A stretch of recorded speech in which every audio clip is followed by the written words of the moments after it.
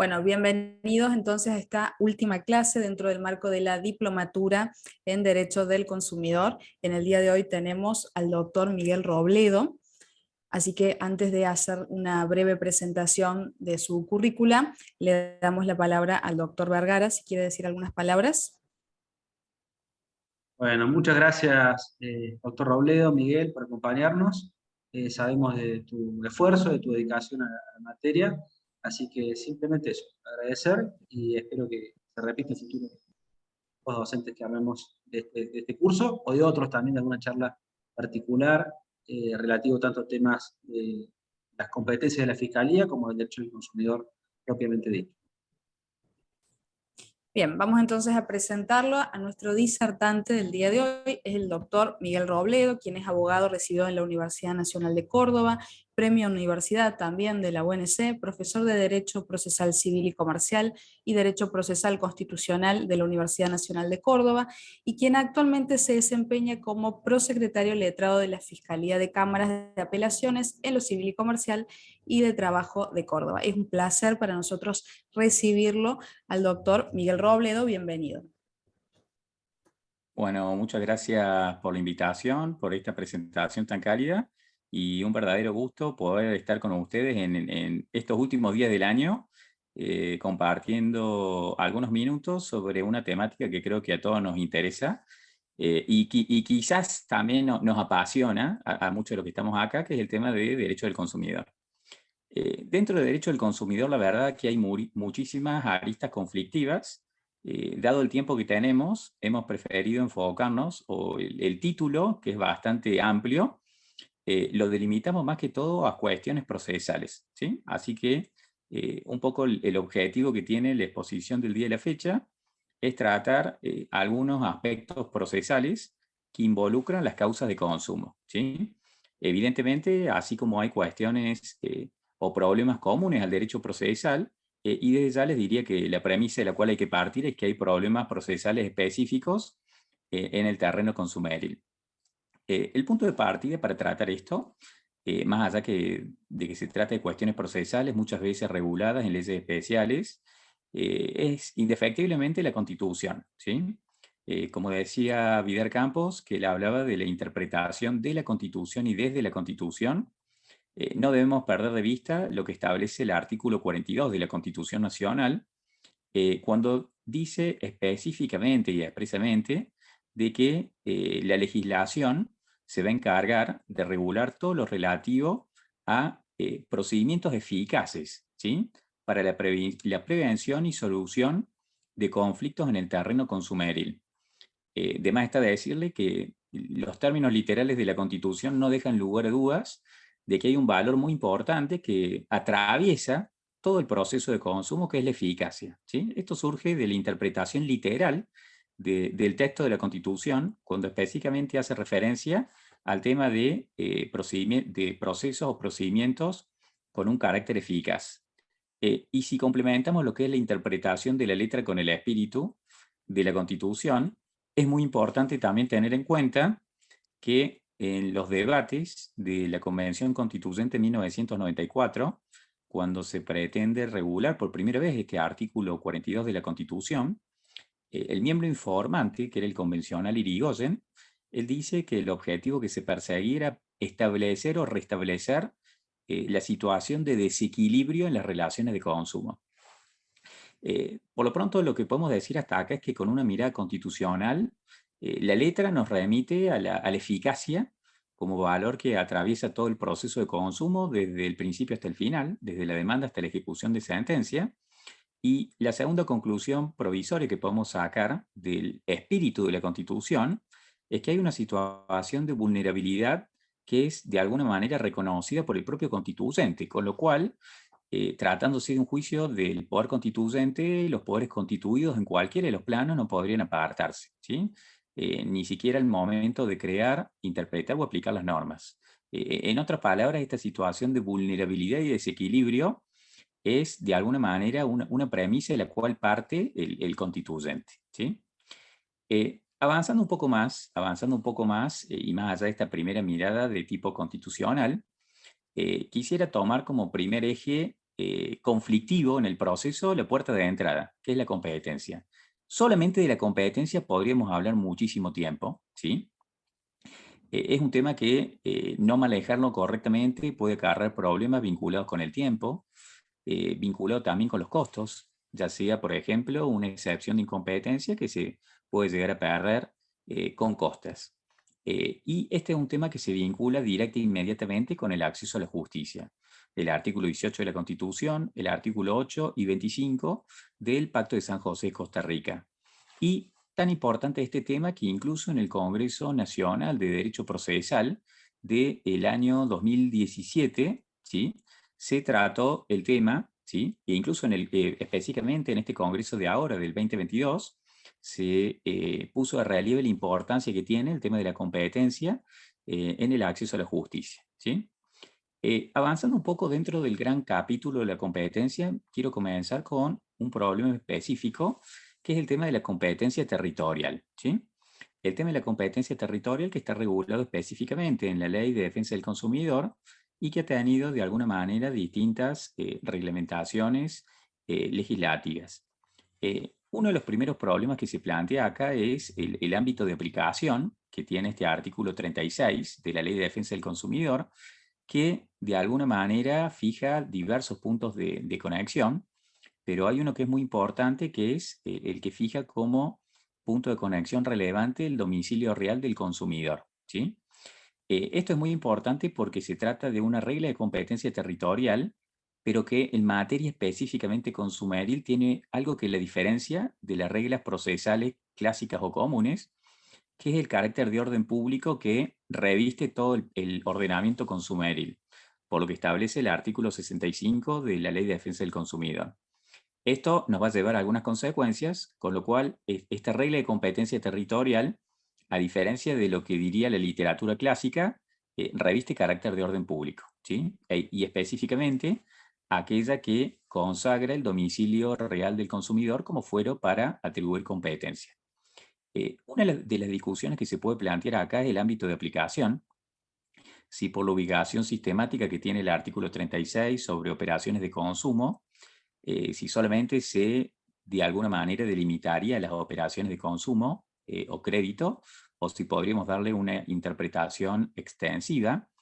En esto, bueno, por lo pronto, en un artículo que hemos trabajado hace muy poco, que salió publicado en un suplemento de jurisprudencia argentina, que hicimos con el doctor Santiago Rodríguez Junchen, específicamente sobre este tema de competencia territorial en materia consumeril, participamos de la tesis que me atrevería a decir que es muy importante en la doctrina consumeril actual, que es la que propicia la interpretación amplia, que es de alguna manera lo que se acomoda a lo que se llama la técnica de interpretación conforme, que es la que resguarda y fortalece el acceso a la justicia y el derecho a la tutela judicial efectiva en el ámbito consumeril.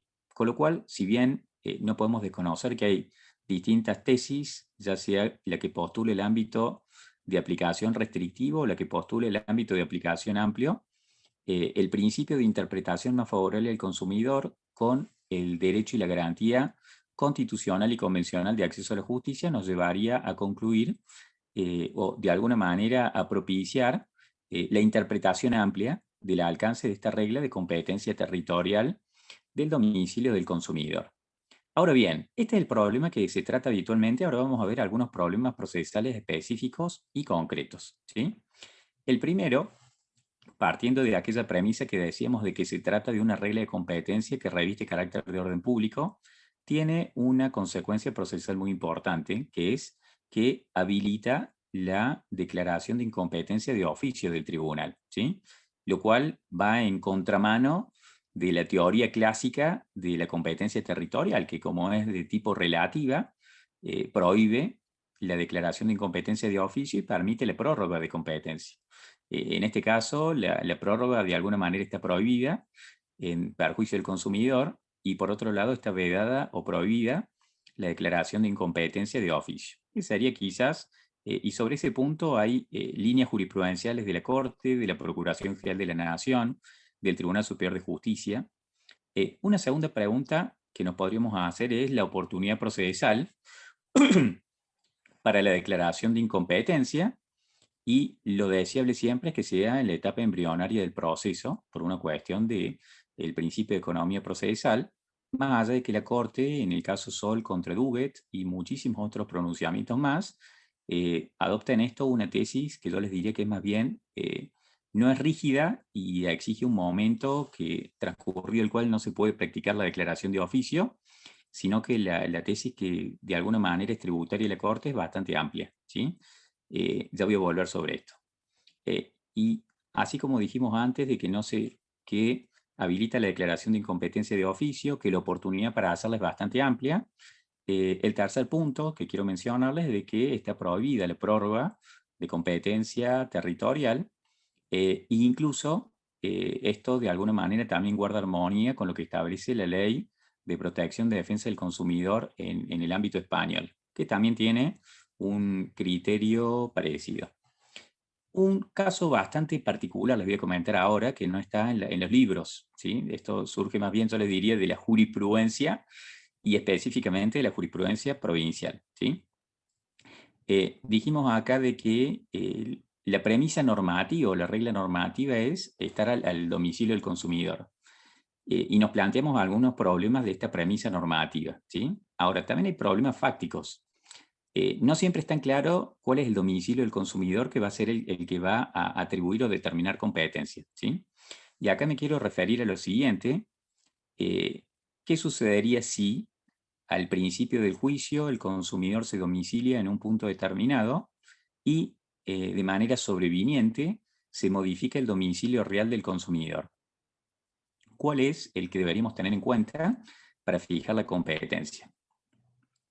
Tradicionalmente, las reglas de competencia y la perpetuatio jurisdicciones te dirían que tendría que estar al domicilio al momento de la traba de la litis, y de hecho toda la bibliografía de competencia federal va en esa línea, y las modificaciones sobrevinientes en principio no las pueden modificar, ¿sí? La doctrina italiana, de procesal dice de que la causa permanece insensible a las modificaciones sobrevinientes. Ahora bien, ¿qué pasa en materia consumeril? Bueno, en materia consumeril, yo les diría que tenemos incluso jurisprudencia en este sentido en Córdoba, y hay un pronunciamiento de la Procuración General de la Nación, que es el caso Pillman, ¿sí?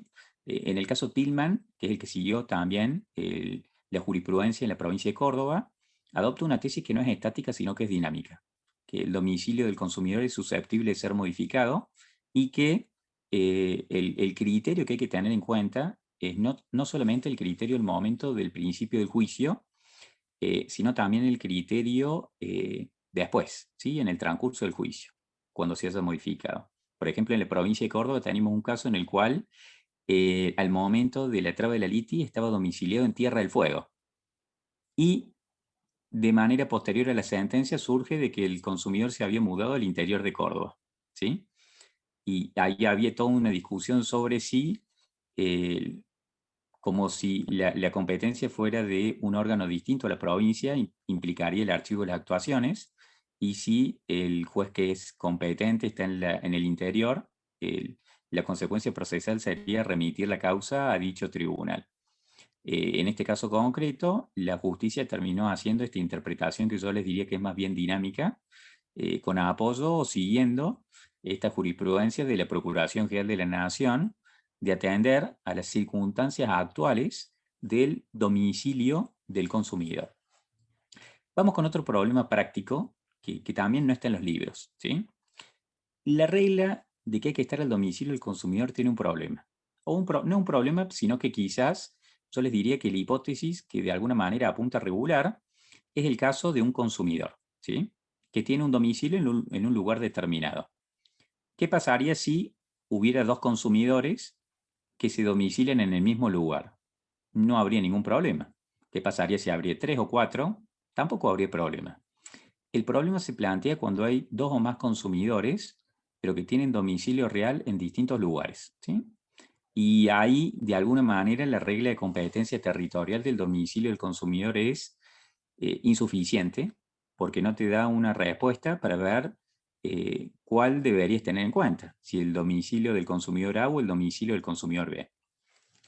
Acá en la provincia de Córdoba tuvimos en el curso del año un caso que se planteaba este problema y acá se acudió a un artículo del Código Procesal, es el 6, inciso 8, que toca el tema de la pluralidad de sujetos, ¿sí? Que en definitiva el actor puede elegir el domicilio de cualquiera de los demandados, partiendo de la base de que en este caso los distintos domicilios pertenecen a los distintos consumidores.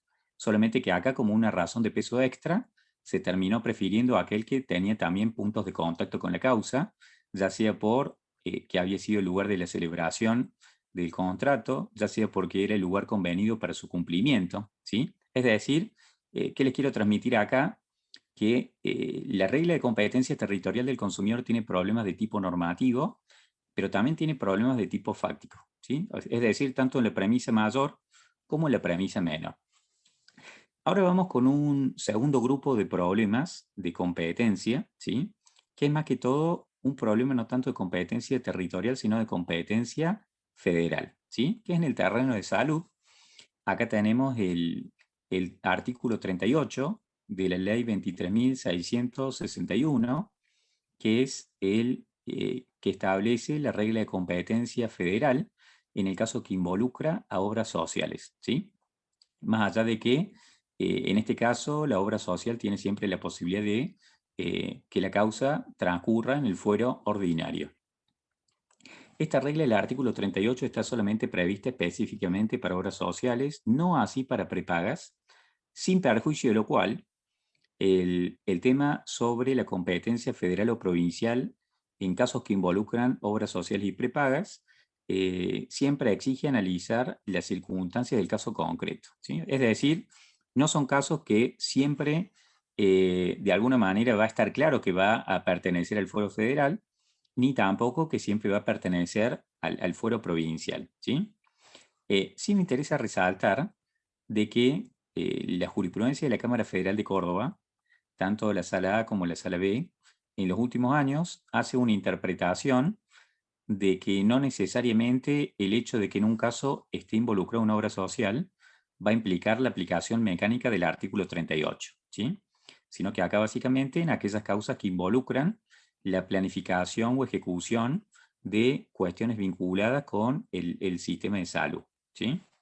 En este punto quisiera remarcar que hay un universo de casos que estaría fuera de esta regla, que son todas aquellas pretensiones que apuntan a cuestiones de carácter civil o estrictamente comercial, o también hay casos vinculados con cuestiones de tipo laboral, ¿sí?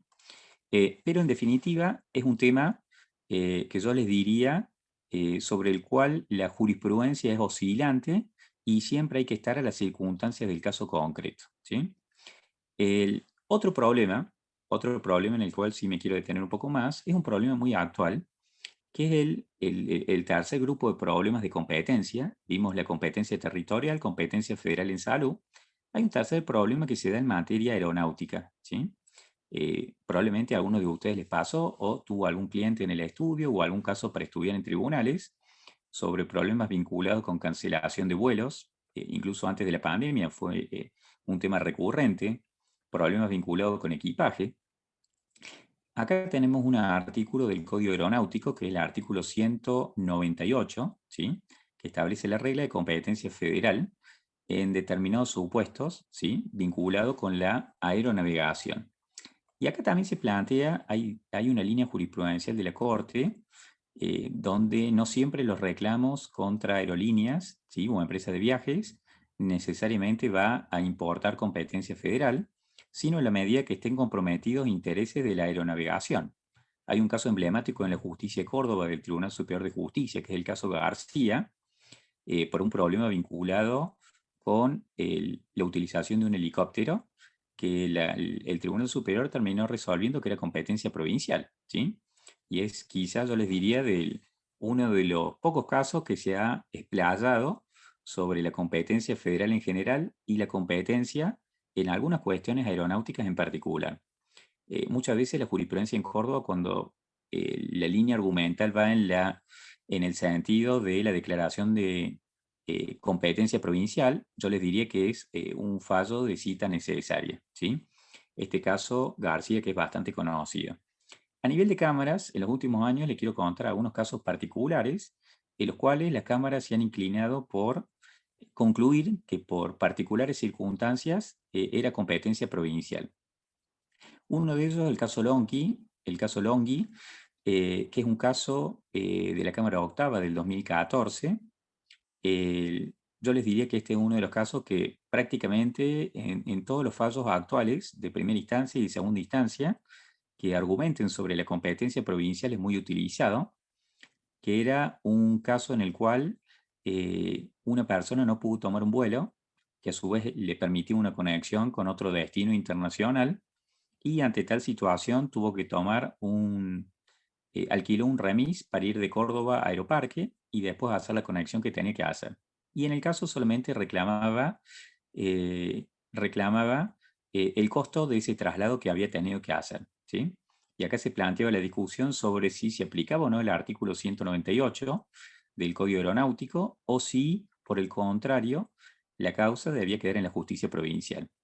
La conclusión o el fin de la historia terminó en la justicia provincial y se aplicó acá, por ejemplo, la tesis que propicia Farina de que, dado que todavía no se trataba de un pasajero en vuelo, correspondía a la aplicación principal y preponderante de la Ley de Defensa del Consumidor.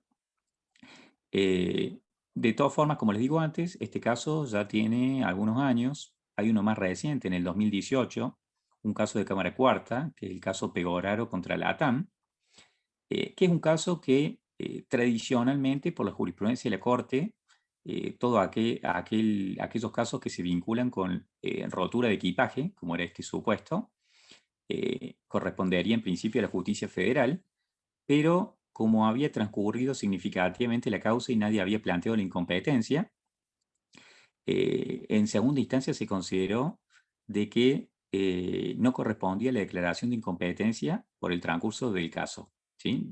Por el estado procesal de la causa. En este sentido, hay un precedente que se citó de la Corte Suprema, que es el caso Pecini.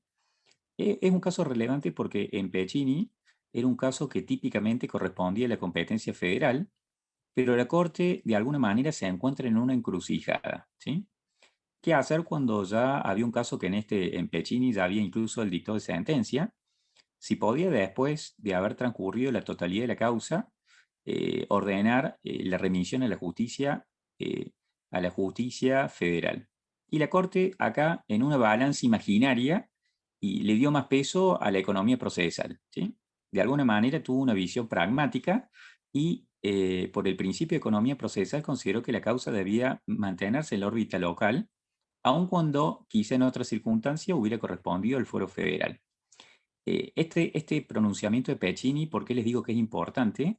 Porque ese supuesto era una hipótesis de competencia federal por razón de la materia, lo cual nos permite también hacer como una interpretación extensiva de este precedente, que si la Corte lo admite, admite esta posibilidad de prorrogar de alguna manera o de que la causa, cuando corresponde a la competencia federal por la materia, transite y culmine en la justicia provincial.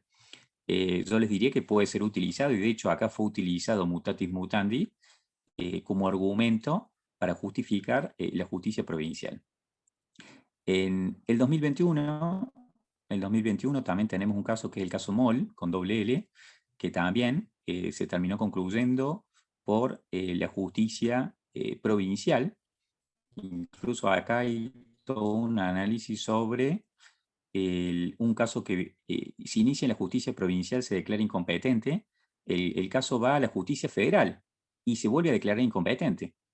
Vuelve a la justicia provincial y ahí se plantea la duda sobre qué hacer. Y acá también nuevamente se utilizó un principio jurisprudencial de la Corte que dice que hay que evitar que se configure lo que se denomina la efectiva privación de justicia, ¿sí? La efectiva privación de justicia todo es que un justiciable acude a distintos tribunales y ninguno abre la puerta imaginaria para acceder a la justicia. Y ante esta posibilidad remota de quedarse sin un tribunal ante el cual tramitar la causa, la Corte suele utilizar esta doctrina, que de hecho fue aplicada acá en el caso Moll, sobre la finalidad de evitar esta privación de justicia, ¿sí? Para complementar un poco el panorama, el problema también tiene interpretación normativa del artículo 63 de la Ley de Defensa del Consumidor, en lo que se llama la discusión sobre el orden de prelación de normas, ¿sí? Depende cómo interpretemos el artículo 63, le vamos a dar prioridad o no a la Ley de Defensa del Consumidor o al Código Aeronáutico.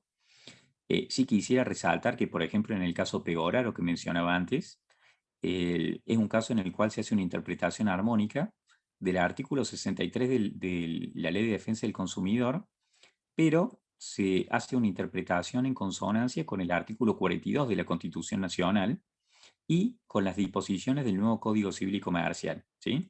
Con lo cual, esta interpretación armónica, sistemática y conforme, de alguna manera le da una visión distinta a la interpretación aislada del texto del artículo 63 de la Ley de Defensa del Consumidor.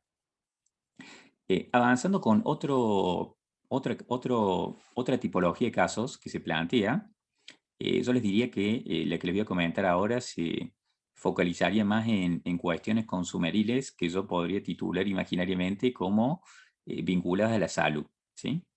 Muchas veces acá se canalizan por vía de amparo y la otra problemática que se relaciona es de aquella principalmente contra entidades financieras por vía de habeas data, ¿sí?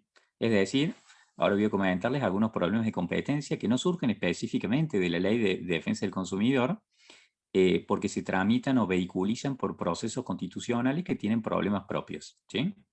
El primero yo les diría que es el problema del amparo, más que del amparo en Córdoba.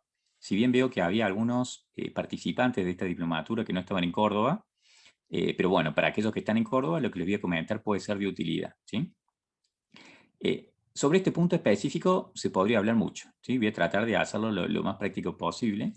Y eventualmente también hay un artículo que salió en el suplemento de la Ley Córdoba hace un tiempo, donde está más o menos esto que les comento sistematizado, ¿sí? La regla de competencia en Córdoba está en la Ley de Amparo, en el artículo 4 bis, y básicamente lo que hace es fijar un criterio subjetivo que a la pregunta de cuál es el tribunal competente, lo que hace es enfocarse en el sujeto pasivo de la acción. Si el amparo se dirige contra el Estado provincial, municipal, en sus distintas proyecciones, interviene el fuero contencioso administrativo. De lo contrario, interviene el juzgado que corresponda por el régimen de turnos que se actualiza cada año, ¿sí? Ahora bien, esto me parece muy importante destacar, el criterio subjetivo, que es el que surge de la ley, ¿sí? Actualmente es insuficiente para tener la mirada completa de los problemas de competencia en los procesos de amparo consumeriles, ¿sí? ¿Por qué? Porque no solamente hay que hacer este análisis del criterio subjetivo, sino que también hay que agregarle un criterio de tipo material, ¿sí? Este criterio material surge de la jurisprudencia del Tribunal Superior de Justicia, allá por el caso Mansilla, y que se ha ido manteniendo en el tiempo, que te dice de que no solamente hay que ver si el sujeto pasivo de la acción es el Estado, sino también cuál es el derecho aplicable en el caso, ¿sí? Si se aplica preponderantemente el derecho público, entonces se justifica la regla del artículo 4 bis que te dice que debes tramitar ante el fuero especializado en cuestiones de derecho público. Ahora bien, y acá voy a subrayar esto y me parece que es importante en esta diplomatura, toda vez que la normativa preponderante sea de derecho privado, entre paréntesis, derecho del consumidor, ¿sí? Que muchos de los casos van por esta línea, es inaplicable la regla del artículo 4 bis, aun cuando la acción se dirija contra una entidad estatal, ¿sí? Los casos en los cuales el Tribunal Superior ha puesto de relieve tal circunstancia, y algunas cámaras también, son casos en los cuales está involucrado más que todo cuestiones de derecho privado, ¿sí? Y incluso particularmente normas civiles y normas de tipo consumeriles, ¿sí? Así que ese punto me parece importante como para tener en cuenta los fines de los problemas de competencia del amparo en Córdoba, tener en cuenta algo que van a encontrar de la sola lectura de la ley, que es el criterio subjetivo, pero yo le agregaría algo que es este criterio material, ¿sí? Que va a tener una gravitación especial, un peso específico importante en temas consumeriles, ¿sí? Y eso, tener en claro estos criterios de competencia, evitan declaraciones de incompetencia, y evitan remisiones del caso de un juzgado a otro, ¿sí? y más que todo en temas consumeriles que puede haber cuestiones que requieren una respuesta urgente, ¿sí? Así que es muy importante eso, de alguna manera, saberlo de antemano, ¿sí? Dentro de los procesos constitucionales consumeriles, además del amparo, otro que está ganando mucho protagonismo es el tema del proceso de habeas data, principalmente el habeas data informativo para acceder a información con entidades financieras y eventualmente rectificar, modificar, dar de baja determinados datos que pueden estar desactualizados. Acá les debo comentar básicamente dos lineamientos, ¿sí? El primer lineamiento es que lo que dijimos recién sobre el amparo en Córdoba es aplicable extensivamente a la habeas data, ¿sí? O sea que esta regla del artículo 4 bis de la ley de amparo, en cuanto al criterio subjetivo que surge de la ley, más el criterio material que surge de la jurisprudencia del TCJ, es aplicable mutatis mutandi a la habeas data, ¿sí? Incluso el caso Mansilla del TCJ de hace unos años, el TCJ aplicó este doble criterio en un proceso específico de habeas data, ¿sí? Así que eso como para tener en cuenta. El segundo problema específico que se plantea en el habeas data es un problema sobre la interpretación de un artículo de la ley de habeas data, que es el artículo 36, ¿sí? El artículo 36 tiene reglas de competencia territorial sobre la cual no me voy a desplazar acá. Solo debo de decirles que pocas veces vi un artículo que tenga el abanico tan amplio de puntos de conexión de competencia territorial a favor del accionante, ¿sí? Permite que el accionante elija cualquier fuero, básicamente, ¿sí? Sí quiero detenerme en los problemas de competencia federal, no tanto cuando dice según el órgano, cuando se dirija, por ejemplo, contra un órgano nacional, que eso no es problemático, pero sí quisiera comentar el artículo 36 en su última parte, inciso B, cuando la ley habla de registros interjurisdicciones, ¿sí? Quizás ahí la palabra hubiera sido interjurisdiccional o interjurisdiccionales, pero bueno, la ley dice interjurisdicciones. ¿Por qué les digo que esto es importante saberlo en materia de habeas data? Porque la Corte Suprema de Justicia de la Nación, en el caso Spassky, ha interpretado de que las redes interjurisdiccionales son todas aquellas que tienen acceso a Internet. Con lo cual, y esto lo critica un poco la doctrina especializada en materia de habeas data, prácticamente todas las acciones de habeas data de alguna manera tramitarían en el fuero federal, porque muchas de las bases de datos o registros públicos contra los cuales acciona, o incluso privados, tienen este acceso o esta conexión a Internet, ¿sí?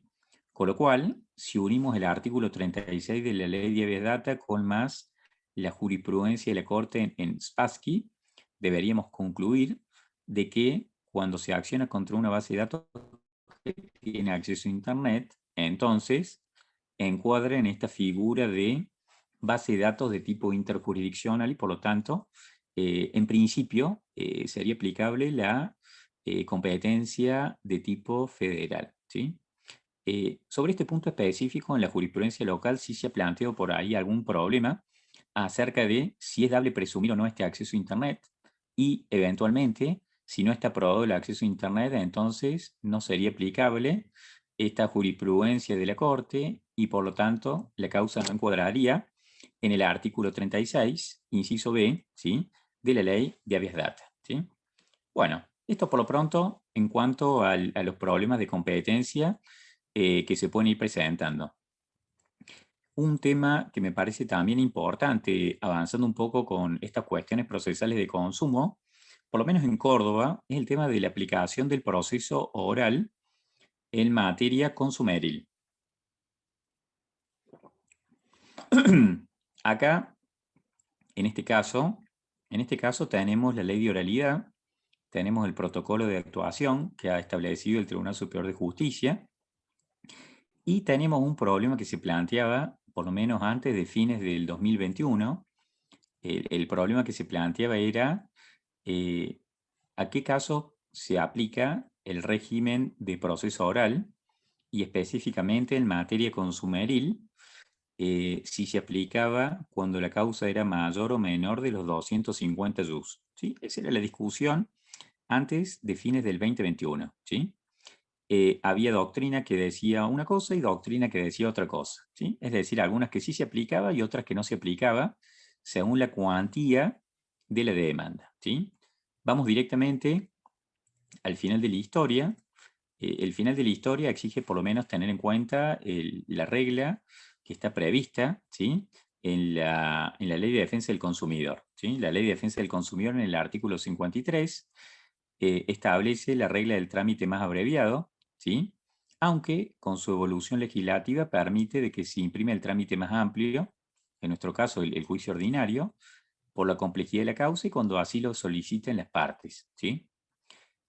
Más allá de esta regla específica del artículo 53 de la Ley de Defensa del Consumidor, es importante señalar de que con respecto a imprimir el trámite oral a la causa de consumo, el problema sobre la cuantía de alguna manera se disipa, ¿sí?, con el último acuerdo reglamentario del Tribunal Superior de Justicia, ¿sí?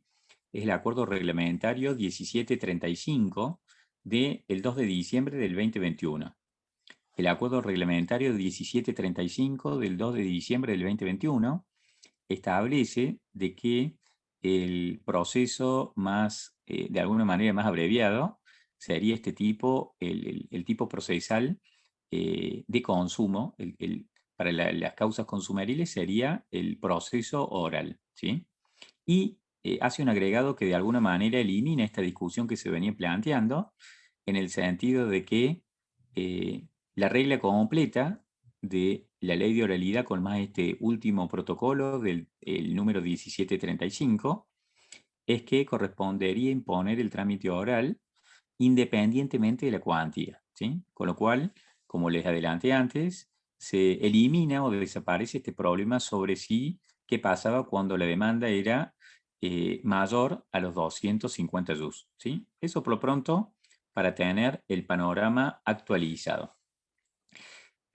Como ya estamos prácticamente en la recta final, algunos bloques temáticos que me quedan pendientes. Uno con respecto a la prueba, ¿sí? El tema de la prueba y el deber de colaboración probatoria que establece la Ley de Defensa del Consumidor en el artículo 53, ¿sí? Con respecto al artículo 53, la Corte Suprema en el caso Seidenari hizo su uso de los fundamentos de la Procuración General de la Nación y acá, por lo menos desde mi punto de vista, construye un subtipo de arbitrariedad específico, toda vez que el tribunal inaplique la regla de colaboración probatoria prevista en el artículo 53 de la Ley de Defensa del Consumidor.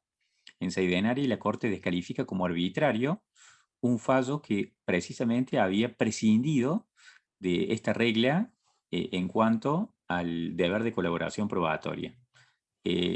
Quizás la doctrina procesal que está alrededor o que contextualiza esta regla de colaboración probatoria es indudablemente el activismo procesal, el solidarismo procesal, ¿sí? Y esto de la carga probatoria no tanto estático, sino más bien dinámico.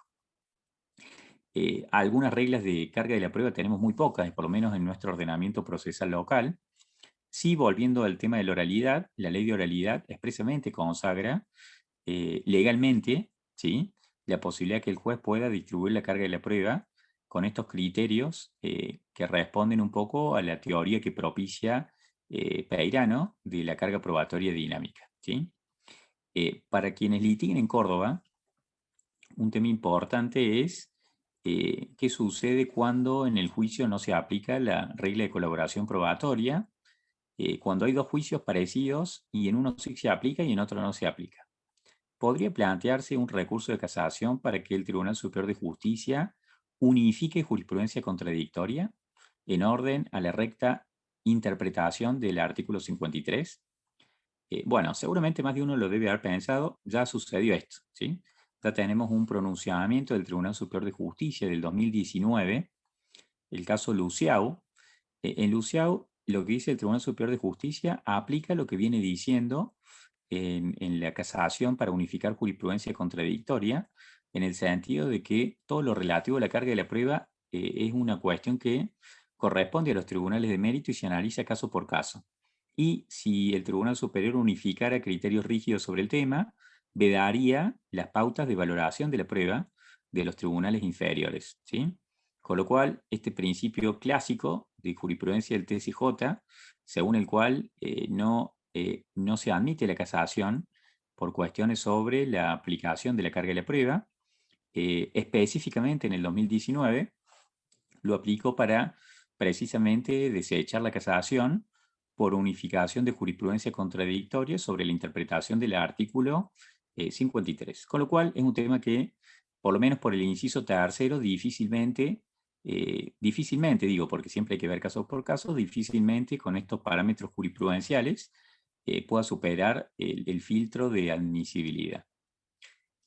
Avanzando un poco más, el otro tema que se plantea en los procesos de consumo es el tema de la intervención del Ministerio Público, ¿sí? Que también sobre este tema se podría hablar mucho. Repasando un poco los lineamientos jurisprudenciales del TCJ de Córdoba, recordar que hay un pronunciamiento clásico que es Jiménez contra Citibank, que es el que con una manera muy didáctica el TCJ dice que para que la intervención de alguna manera está supeditada a que se presenten dos presupuestos, ¿sí? El presupuesto ontológico y el presupuesto procesal. El presupuesto ontológico, la existencia de intereses o cuestiones vinculadas con el orden público, y el procesal, que haya una norma que expresamente prevea la participación del Ministerio Público, ¿sí? ¿Qué cuestiones se pueden plantear acá en la práctica? Bueno, hay una muy importante que se vincula con el tema de la nulidad procesal, ¿sí? ¿Qué sucede si en primera instancia no interviene el Ministerio Público? ¿Sí? Podría dar lugar a la nulidad de todo el proceso. Bueno, la jurisprudencia del TCJ en HSBC contra Valentinucci parte de la idea de que por el principio de unidad de actuación del Ministerio Público, la falta de intervención en una instancia se podría subsanar con la intervención en una instancia subsiguiente, ¿sí? Este criterio también, incluso en el 2022, encuentra reflejo en los lineamientos de la Procuración General de la Nación, en el sentido de que la intervención en instancias superiores del Ministerio Público subsana la falta de intervención del Ministerio Público en instancias inferiores. Lo que es importante destacar, más allá de esta de alguna manera, la aplicación del principio de la nulidad procesal de convalidación, ¿sí? El tema vinculado a la legitimación activa. ¿Quién podría ser el que está legitimado activamente para plantear esta nulidad procesal? Según los lineamientos jurisprudenciales del TCJ, el que está legitimado activamente no sería la parte, ¿sí?, sino el propio Ministerio Público. Con lo cual, en muchos de estos casos que se plantean nulidades por falta de intervención, y habría que tener en cuenta estos dos aspectos, ¿sí? La posibilidad de que sea subsanada por el principio de unidad de actuación y también la cuestión procesal vinculada con la legitimación activa, ¿sí? El último punto que quiero comentarles del Ministerio Público, bueno, la amplitud de facultades. Acá hay como una división en las líneas legislativas y jurisprudenciales, quizás mucho más amplia en procesos de tipo penal y con un matiz diferente en procesos no penales, ¿sí? De todas maneras, en fecha reciente, ¿sí?, han habido pronunciamientos muy importantes del Tribunal Superior de Justicia en los cuales de alguna manera recepta la legitimación recursiva del Ministerio Público Civil, ¿sí?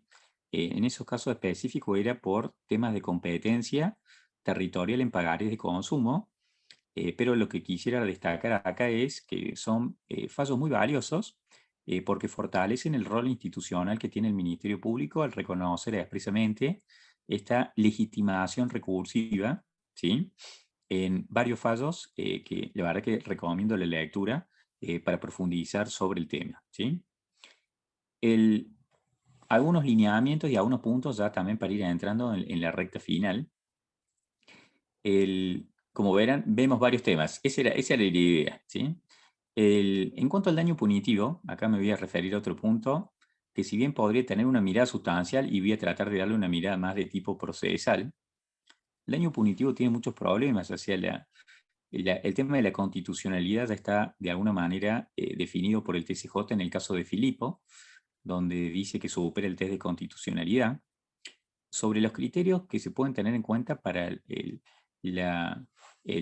daño punitivo, hay uno que me parece que es importante, que es la conducta extrajudicial y judicial que se despliega, ¿sí? Y en este punto sí hay fallos de cámaras, ¿sí?, abundantes fallos de cámara, que tienen en cuenta precisamente la conducta que despliega en sede extrajudicial y judicial. Cuando digo sede extrajudicial o plano extrajudicial, me puedo estar refiriendo, por ejemplo, a la incomparecencia de la Dirección de Defensa del Consumidor cuando ha sido debidamente citado y no justifica su ausencia, cuando no responde cartas documento que han sido efectivamente enviadas y recibidas, ¿sí? Eso puede, de alguna manera, ser un indicador de esta conducta que puede llegar de alguna manera, a incidir en el presupuesto subjetivo del daño punitivo, ¿sí? En esta conducta reprochable, en el menosprecio a los derechos que pueden estar tutelados en el plexo consumerio, ¿sí? De todas maneras, no es el único punto, sino que siempre hay que hacer una mirada amplia, pero es a uno de los puntos que podría llegar a tenerse en cuenta, así también como lo que la jurisprudencia denomina el derrotero de reclamos, ¿sí? A unos puntos, yo les diría un poco más actuales y también importantes en clave de litigación, ¿es aplicable el principio de congruencia en el daño punitivo? ¿Puede ser aplicable el daño punitivo de oficio? ¿Desde cuándo corren los intereses del daño punitivo? Bueno, acá hay algunas preguntas que es útil tener en cuenta. Yo les diría que la premisa siempre es recordar que la naturaleza jurídica que tiene es más de tipo sancionatoria y no es resarcitoria, ¿sí? Esto es muy importante porque nos lleva a la idea de que justamente la cuantificación que hacen las partes, y que incluso algunos dicen de que no es necesario, no sería necesario cuantificar, ¿sí? Pero la cuantificación que realicen las partes en los escritos introductorios del daño punitivo no vincula al tribunal, si partimos de la base que es una sanción, ¿sí? Con lo cual el tribunal está habilitado para fijar un monto diferente del que fue pedido. Y esto no implicaría violación del principio de congruencia, según la jurisprudencia actual, ¿sí? Partiendo de la base o atendiendo a la naturaleza jurídica, ¿sí? De todas maneras, sí tener en cuenta que en los escritos introductorios está la posibilidad de la estimación provisoria, y sí recordar también de que en oportunidad de alegar estaría la posibilidad también de ampliar el quantum del daño punitivo, ¿sí? Más allá que el tribunal podría elevarlo, no dejar de lado que las partes también tienen la facultad de hacerlo en distintas etapas del proceso, ¿sí? Sobre la posibilidad de aplicarlo de oficio sin pedido de parte, y acá en principio yo distinguiría del eje lata y del eje ferenda. Del eje lata, en principio, según el texto de la ley, requiere el pedido de parte, ¿sí? No desconozco que hay proyectos, lineamientos y propuestas que llevan a un escenario de admitirlo aún sin pedido de parte, ¿sí? De todas maneras, con la regla legal actual, mientras no sea declarada inconstitucional, exigiría el pedido de parte interesada, ¿sí? El último punto era el dies aquo del cómputo de intereses del daño punitivo. Este tema puede ser muy importante porque básicamente las alternativas que se pueden plantear acá es si el dies aquo se fija del momento del hecho o de la comisión de la conducta lesiva para los derechos del consumidor, o si se fija desde el momento de que se dicta sentencia o que se vence el plazo para el cumplimiento de la sentencia, ¿sí? Fíjense que entre el principio del juicio y el final pueden pasar muchos años, y la pregunta sobre el dies aquo del cómputo de intereses puede ser quizás, en algunos casos, tan o más importante que la propia cuantificación del daño punitivo, ¿sí?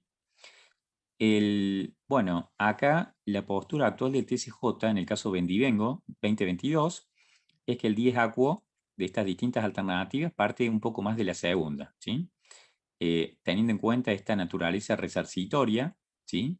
Y como dice también la jurisprudencia, el carácter constitutivo que tiene esta sanción, y entonces no lo aplica desde la fecha del hecho, sino más bien deja abierta esta interpretación al final del juicio, ¿sí? Al momento del dicto de la sentencia o el vencimiento del plazo para su cumplimiento. Esa sería la interpretación actual del TCJ sobre el tema del cómputo de intereses.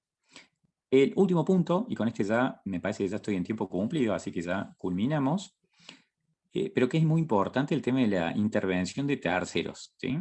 La intervención de terceros en temas procesales en general es muy compleja, y en materia consumeril es más compleja todavía, ¿sí?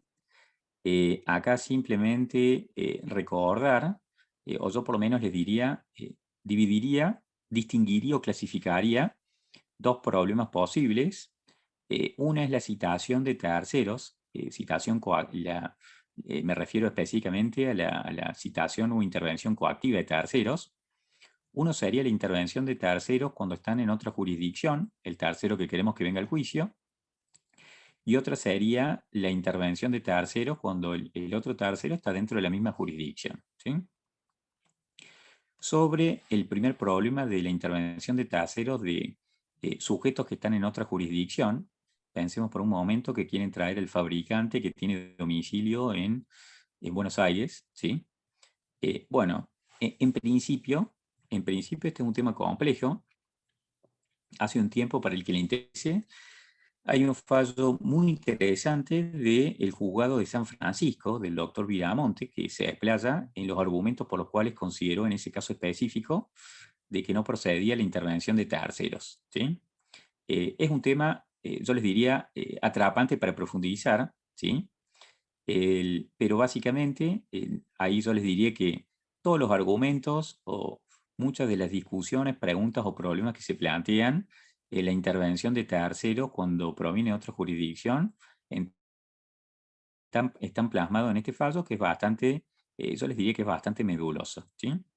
Por lo pronto, solo adelantarles que en principio no se trata de un supuesto legal que esté prohibido, más allá de que algunas propuestas de reforma podrían decir lo contrario, pero con la legislación actual no está específicamente prohibido, sino que hay que ver siempre en el caso concreto, evaluar las normas a la luz también de las reglas y principios del Estatuto Consumeril y las normas constitucionales, y hay que ver qué se define en el caso concreto.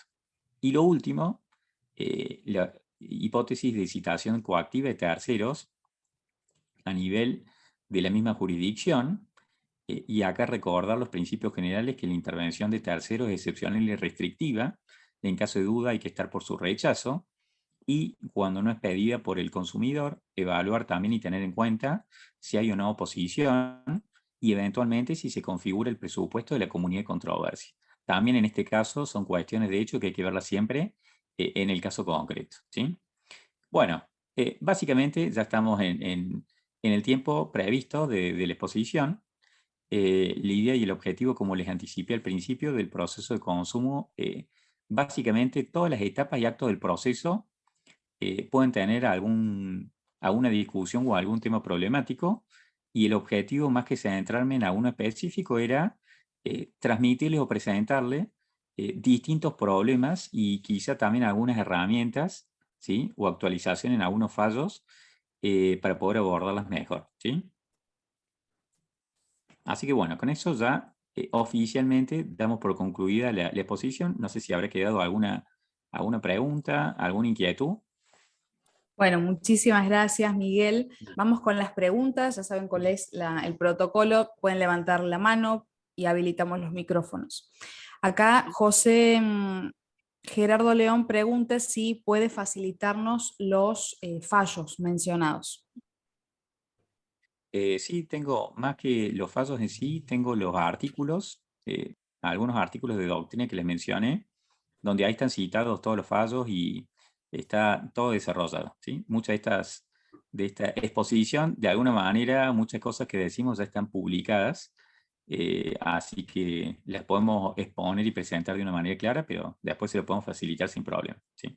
Buenísimo. Entonces después lo vamos a cargar a la página de la diplomatura. Ezequiel, estás levantando la mano. Sí, bueno, creo que son muchísimos los temas recorridos. Por supuesto, quedan bastantes cuestiones procesales, como no se puede abarcar en una sola clase. De hecho, ni en toda la diplomatura la cantidad de problemas que están surgiendo todo el tiempo. Pero bueno, en una preguntita te llevo a un tema un poco más específico, que es de las acciones colectivas. No sé si estás conectado, se ve congelada la imagen, Miguel. ¿Estás escuchándonos?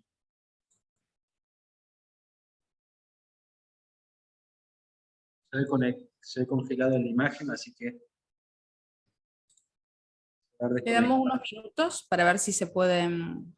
Bueno, esperamos unos minutitos a ver si se reconecta. Sí. Aprovecho de comentarles, es impresionante lo que ha progresado el derecho del consumidor en estos años. Estaba haciendo un artículo para la revista del colegio de los procesos colectivos, y realmente haciendo el análisis que viene pasando, particularmente en Córdoba, pero en todo el país, uno nota cómo pasamos de las primeras acciones colectivas que no tenían prácticamente lugar, que eran rechazadas, que era muy difícil prosperar con ese tipo de procedimientos, a el hecho de que el Tribunal Superior de Justicia dicte una acordada, a que se han admitido ya varios, contabilizaba 78 procesos colectivos en Córdoba. Hay la gran mayoría, digamos, 36 de consumo, 34 ambientales, 2 de salud, que en realidad son de salud, pero en realidad son de consumo, o sea, 6 de consumo para mí están mal categorizados, y algunos procesos viejos, bueno, nos han recategorizado con este nuevo registro, pero en definitiva, en temas procesales, con la oralidad, con la admisión de acciones colectivas, con flexibilización de reglas, con la gratuidad de la tasa, uno se pone a revisar todo lo que está pasando en el mundo del derecho del consumidor, que por ahí, en esta dinámica de todos los días estar corriendo la liebre, por ahí no podemos detenernos a ver lo que está pasando. Pero si uno para un poquito la pelota y mira todo lo que pasó, es impresionante. Pero sobre todo algo que me parece lo más revolucionario que ha pasado en nuestro fuero desde el año 2008, por lo menos, y que junto con el Estado de la Ley de Defensa del Consumidor, Estado luego de la Constitución al año siguiente, el artículo que más nos interesa, ya con jerarquía constitucional, y luego la reforma de 2008, ya con la incorporación clara del daño punitivo, hoy, con esta reforma que entró por la ventana en una modificación de ley de presupuesto, tenemos finalmente un daño punitivo actualizable, que implica realmente una amenaza seria para las empresas, para marcar un poco la importancia del fuero. Me refiero concretamente para aquel que se le pueda haber pasado desapercibido. En la ley de presupuesto se modificó el artículo 47 de la ley. Sabemos que la ley de defensa del consumidor fijaba una multa de daño punitivo entre 100 pesos y 5 millones de pesos. Ahora, ya lo he chequeado hace unos días, se actualizó en Infolectus. De hecho, yo no lo podía creer, y la venía buscando a ver si lo actualizaban en la propia ley. Efectivamente, el inciso B dice multa de 0,5 a 2.100 canastas básicas total por 3 del INDRE. Creo que el cálculo daría unos 300 millones de pesos hoy, que si bien en dólares, he hecho un cálculo un poco rápido, sería menos de lo que eran los 5 millones originales. Lo importante es que ahora esto va a ser actualizado. Es un cambio total, ¿no? No sé ni cómo pasó que no hubo un lobby contra la aprobación de eso, que hubo tantos proyectos, tantas cosas que estaban en vista para modificarlo, y finalmente entra por la ley de presupuesto, cosas muy de Argentina, pero en definitiva para nuestro fuero eso es una bomba. Es realmente la tercera gran cuestión, creo que de 2008 hasta ahora, que hace que el fuero se vuelva realmente importante, que nosotros podamos trabajar en esto con mucha seriedad. A partir del año que viene, obviamente, ya siempre está todo dado, pero las demandas que se vienen, muchas de las cosas que hablamos también, que comentaba el doctor Robledo, tema de daño punitivo, y ahora la demanda hay que hacerla claramente con canastas básicas del INDEC, como dice la ley. Ya no tiene sentido el tema de poner pesos. Igualmente yo aconsejaría daño moral, atarlo también a canastas básicas del INDEC, hacerlo todo móvil, y bueno, cosas que a mi criterio esta resolución del TCJ, que fijaba los intereses de la sentencia, era muy perjudicial, porque aparte motiva, mientras se siga aplicando, la idea de la empresa de dilatar el proceso, dilatando, gano tiempo y gano plata.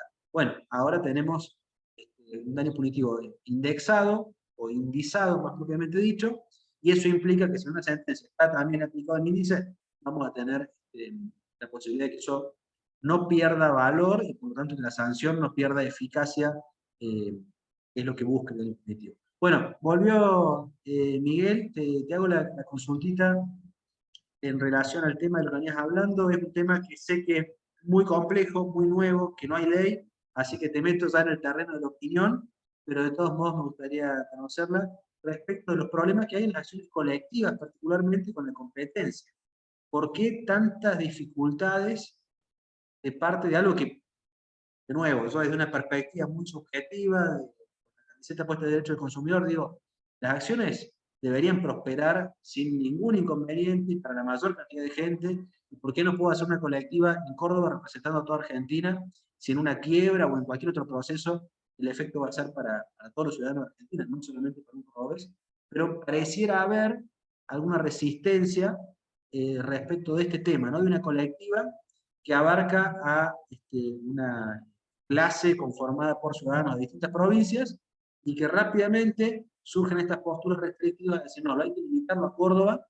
De hecho, tenemos ahora una acción colectiva importante contra FIA, un fallo de la Cámara Sexta, tiene que resolver si va a tomar a todos los ciudadanos de Argentina que tienen la Fiat Toro o solo a los cordobeses.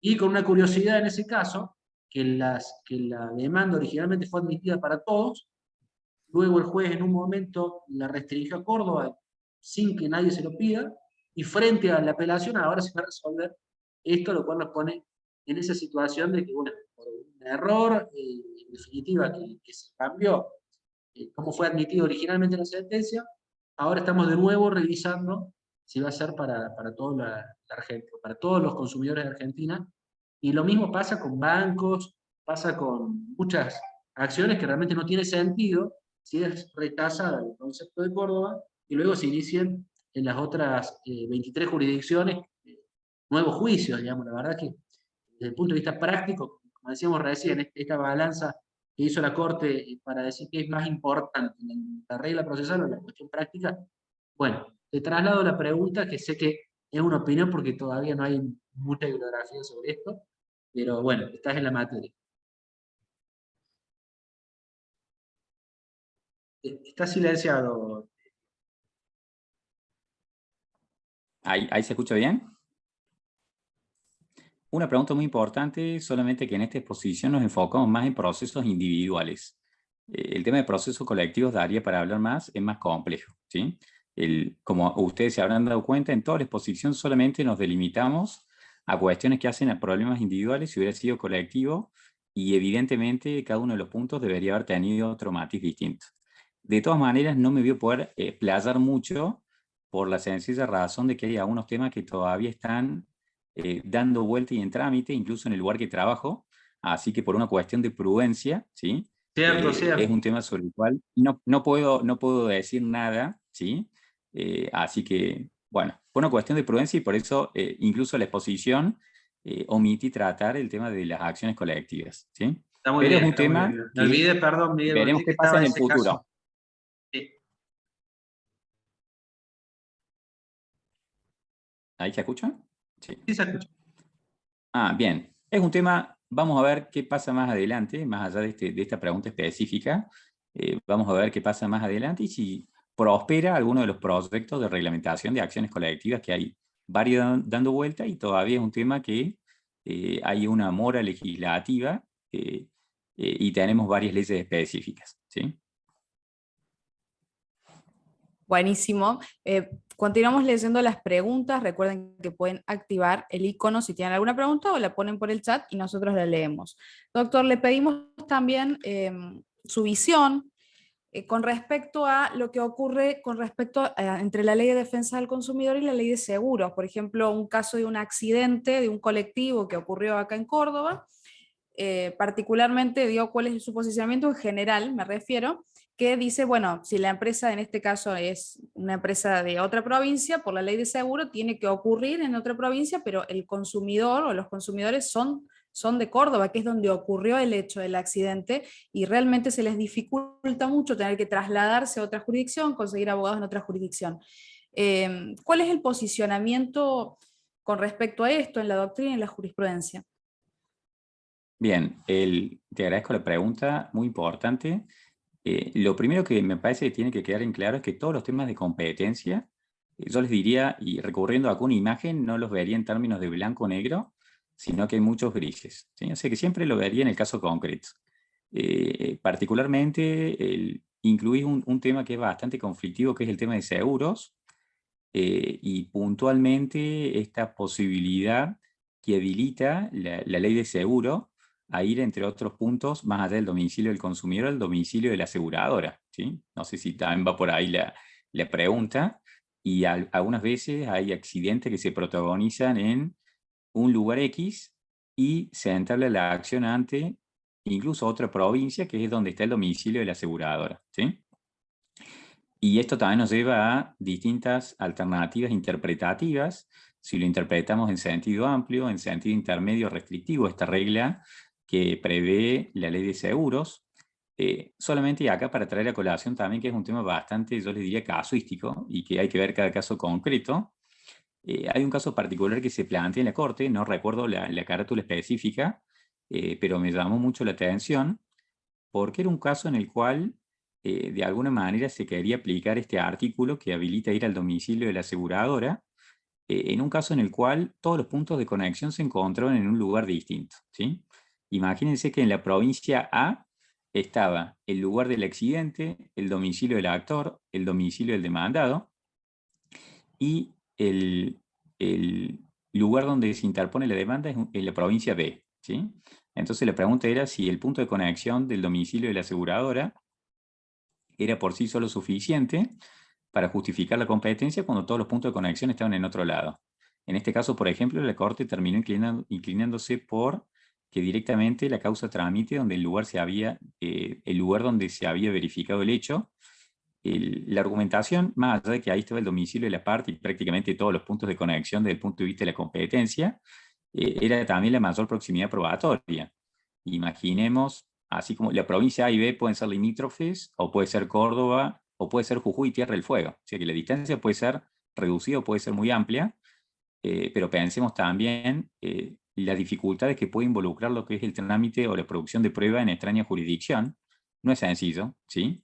Imagínense que suele pasar, por ejemplo, con periciales contables, que muchas empresas tienen la sede allá en Capital Federal. Imagínense que toda la prueba sea con la ley 22.172, y en este caso la Corte priorizó, pero justamente porque no había prácticamente ningún punto de conexión, ¿sí? Este caso incluso fue citado en Córdoba y hay algún pronunciamiento de Cámara, me atrevería a decir que es de Cámara Sexta, ¿sí? Que citando un caso en una hipótesis parecida, directamente también terminó por confirmar la declaración de la incompetencia de la justicia provincial por un caso que había tenido lugar me parece que era en Jujuy, o en otra provincia, y en el cual justamente en esa otra provincia estaban domiciliadas todas las partes, había tenido lugar el accidente de tránsito, ¿sí? En definitiva, no puedo dar una respuesta general para que responda a todos los casos. Simplemente como consejo, siempre en temas de competencia, tratar de indagar en las circunstancias del caso concreto, y que efectivamente pueden hacer de que justifiquen aplicar un criterio general, ya sea una regla o una directriz que surge de la jurisprudencia, ¿sí? Muchas veces en estas particularidades del caso podemos encontrar alguna vía de solución, ¿sí? Bueno, muchas gracias, doctor. Más bien me había llamado mucho la atención, es un Y, caso que ya se arregló de cualquier manera, ya se llegó a un acuerdo y ya se cerró el juicio, pero me llamó la atención que tanto el juzgado como Fiscalía de Primera Instancia, digamos, no es que fue una facultad, sino una obligación que me dijeron que asista al domicilio no del consumidor, sino de la empresa. Entonces, como la ley, el Estatuto Consumeril y la Ley de Defensa del Consumidor es de orden público, realmente me sorprendió.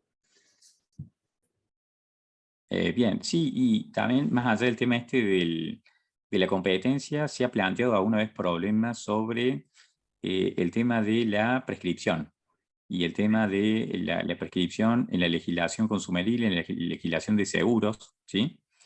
Es un gran capítulo, el consumidor de seguros, sobre el cual hoy no nos desplayamos, pero daría mucho para hablar. Bueno, muchas gracias. ¿Alguna otra pregunta? Los leo y si no, con esto ya damos por finalizado. Nos hemos extendido como siempre en el horario, pero siempre es muy apasionante todo lo que tenga que ver con competencia y el estatuto del consumidor. Bueno, estamos entonces, le damos la palabra al doctor Robledo para que se despida. Bueno, para finalizar, muy agradecido nuevamente con la invitación. Me parece muy bueno que se creen estos espacios para seguir profundizando en este tema que verdaderamente es apasionante, ¿sí? Que es todo lo relativo al derecho del consumidor, y me parece muy bien que seguramente se vea de distintas miradas, de distintos ángulos. Yo les diría que prácticamente todos los temas se van actualizando día a día, ¿sí? Incluso el doctor Berger mencionaba la última modificación del daño punitivo. Bueno, es un tema que es muy útil y muy importante siempre estar actualizado, porque hay cuestiones que si uno no se actualiza y probablemente no las utilizaría incluso en su ejercicio profesional, ya sea para fundar una demanda, un recurso, o incluso para los que trabajan dentro de tribunales para fundamentar una decisión judicial, ¿sí? Así que nuevamente, mis últimas palabras, transmitir el agradecimiento a todos los organizadores del evento, a todos los cursantes que seguramente ya estarán en la recta final, que terminen muy bien el cursado, ¿sí? De esto que seguramente ya debe ser de las últimas clases. Bueno, los mejores éxitos en lo que queda, y nuevamente mi agradecimiento por la convocatoria para esta diplomatura. Bueno, muchísimas gracias, doctor Robledo. Ezequiel, no sé si querés decir algo, unas últimas palabras. Esta es la última clase de esta diplomatura. Muchas gracias, doctor Robledo, Miguel, gracias por la exposición, realmente muy generosa, muy amplia en los temas abarcados, muy preciso también y detallado. Esperamos la mención de esos trabajos también para compartirlos en el grupo, para quienes quedó interesado en buscar algún fallo en particular. Lo dejamos eso en manos del doctor Robledo. Y bueno, muchas gracias a todos los que asistieron al curso. Para nosotros fue un enorme esfuerzo tramitarlo porque fue contrarreloj, contra algunos obstáculos que se fueron presentando, pero bueno, hicimos todo lo posible para llegar, se dio, hoy estamos finalizando, tuvimos un cursado realmente muy bueno, la asistencia fue prácticamente todas las clases, tuvieron la totalidad de los inscriptos, así que muy contentos con eso. El doctor Francisco Sousenbas hoy no se pudo conectar, pero también está contento con los resultados. A los que puedan el miércoles vernos personalmente, intercambiamos algunas palabras, hacemos una despedida más formal, también vamos a invitar a la gente de la sala de Derecho del Consumidor, gente de la sala de procesos colectivos, como para estar incluidos y seguir ahí conectados con esto que tanto nos apasiona, a la hora que yo soy Miguel y que la tomo también, porque realmente se vienen muchos cambios y es muy interesante cómo está impactando esto como una herramienta intuitiva, ¿no? Al ciudadano, al consumidor, y a nosotros como abogados para poder ejercer también profesionalmente. Es muy importante la capacitación. Así que agradecidos con todos los que cursaron, con todos el equipo docente, y espero los que puedan y sean de Córdoba verlos el miércoles, y los demás seguimos en contacto por las redes, por el grupo en particular, y también ya pendiente el tema del trabajito que es necesario aprobar para el certificado de aprobación, así que vamos a estar ahí en conversación a través del grupo. Un abrazo a todos y nos vemos pronto. Buenas tardes a todos, buena semana. Seguimos por el grupo de WhatsApp. Les mando un saludo. Hasta luego. Gracias. Muchas gracias, hasta luego.